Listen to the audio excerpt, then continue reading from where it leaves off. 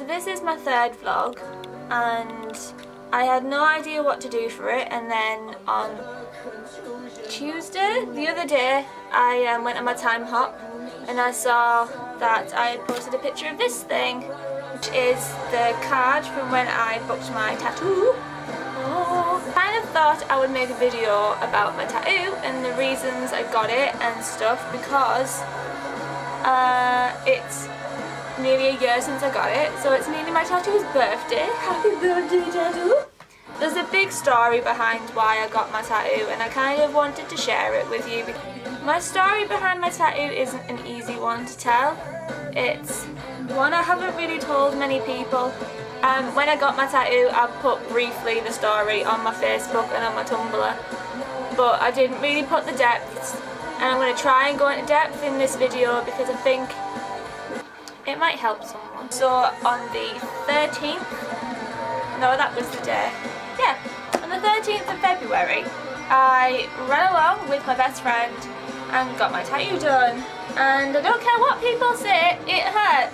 Sometimes you ask people if it hurts and they're like, I fell asleep. Oh, it tickled. Didn't friggin' tickle me. It was sheer absolute pain, it was. It was brutal. But yeah, I don't know if you can see, kind of, but it says, I'm not afraid to keep on living, I'm not afraid to walk this world alone, which, if you don't know, that is lyrics from My Chemical Romance's song Famous Last Words, which is on the album The Black Parade, which I've got playing in the background. So, my story starts in 2003 when I joined my secondary school and got bullied from the induction day. I can't actually remember what happened on that induction day, but I know I cried a lot on the way home. That day we got put into our forms, and my form was like the form from hell. So September came and it wasn't any better. My forms were still very nasty people and there was like 2 main bullies and they both had like sidekicks, so there was 4 of them, and they were all in my form, which was just fantastic. It wasn't the sort of bullying where they beat me up or anything, it was just persistent verbal and mental abuse.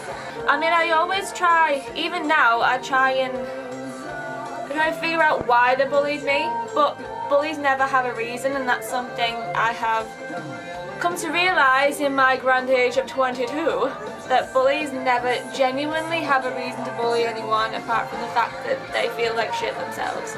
Year 7, I began to really dislike school. I mean, I'd always disliked school, everyone disliked school, but it got really, really bad, and I ended up trying to avoid going to school, which is never the answer, because avoiding anything that you don't like is never the answer, because putting it off doesn't make it go away. I ended up avoiding it so much that I developed a social anxiety disorder. And I don't know if you've had social anxiety or have social anxiety or know someone who does have social anxiety, but it is completely crippling and you don't realise just how bad things can get until you're in it. I didn't leave the house, everything scared me. I would have panic attacks every day before school, to the point where I would throw up every day before I went to school. My mum would drive me up the road, round the roundabout, sit there. We'd sit there for maybe 5-10 minutes, and I'd tell her over and over again, I can't do it, I can't get out the car. And she would turn the car around and go back home. And that's the thing. I think people think with social anxiety, people say they can't because they don't want to. When you got social anxiety, if you say you can't do something, you physically can't do it. Yeah, year 9 things got progressively worse, and I was begging my head of year to change my form because all my friends were in another form, and they were really reluctant to do it because they saw the form I wanted to go into as a really bad one. Nothing could be as bad as the one I was in. And things didn't get better at all because my social anxiety was still a thing.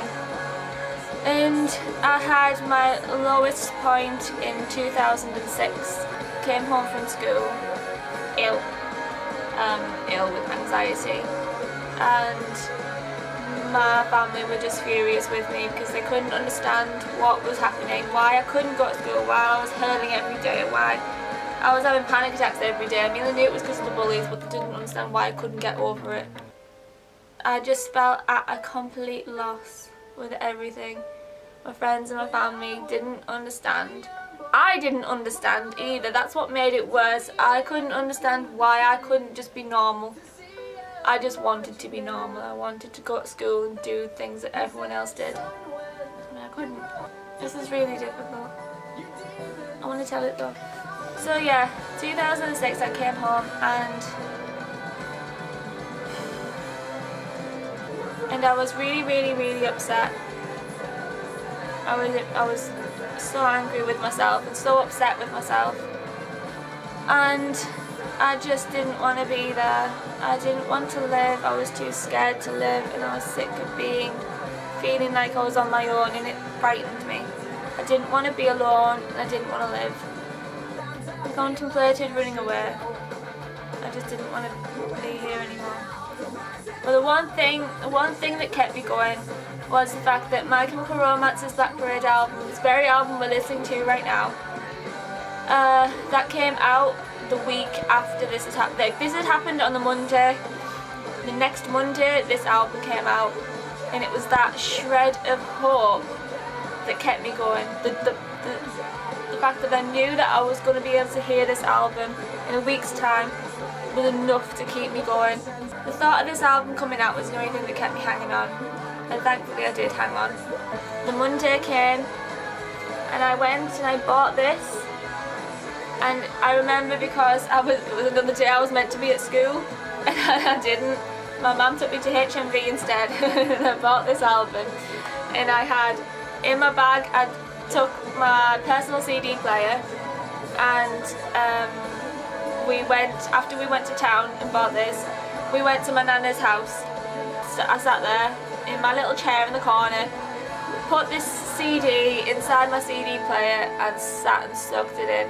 But I listened to it, and just every song was quality. Every song just hit the spot. And then at the end came Famous Last Words, and I will never forget the moment of hearing that song for the first time, because it was just, it starts off as a really good My Chemical Romance song, and then the chorus hits, and I was like, I remember sitting there thinking, shit, this song is my well done for staying.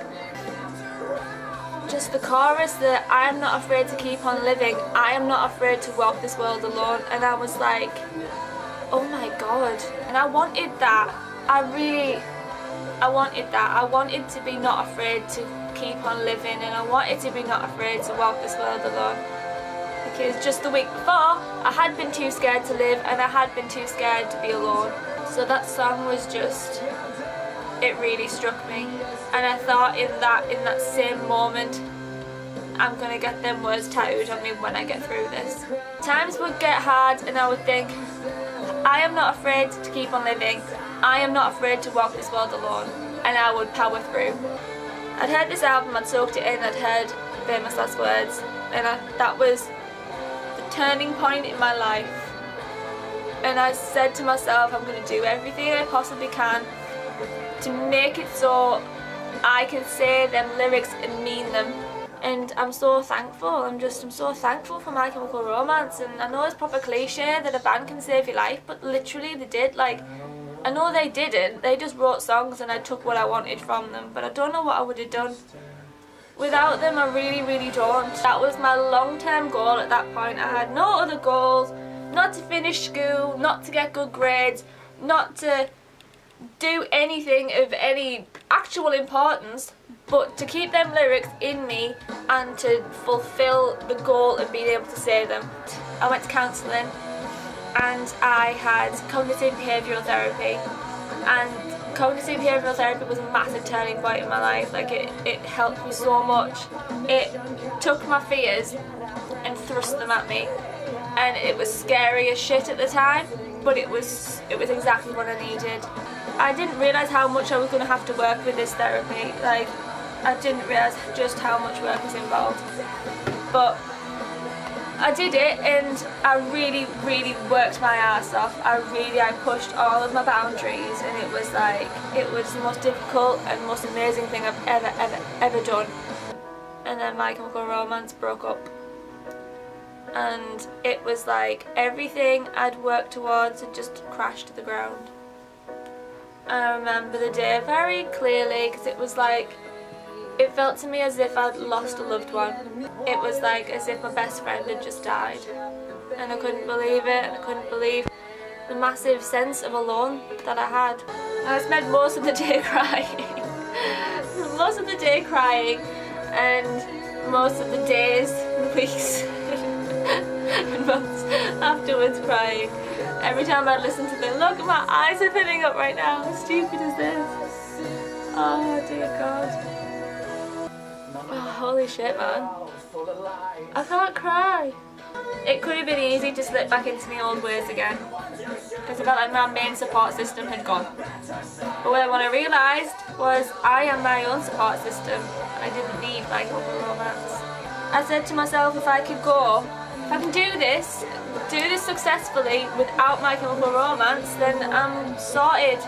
I'm done. Like, everything in the past is in the past, and I'm a new person, so that's what I did. And I did a year without My Chemical Romance, and it was really difficult. But then after that year, I was like, I did it, and I had this like strange sense of pride. And then I decided, it's okay, I can do this now. I can fully say that I am not afraid to keep on living, and I am not afraid to walk this world alone, because I had walked that world alone for the last year of being without My Chemical Romance, and I wasn't afraid.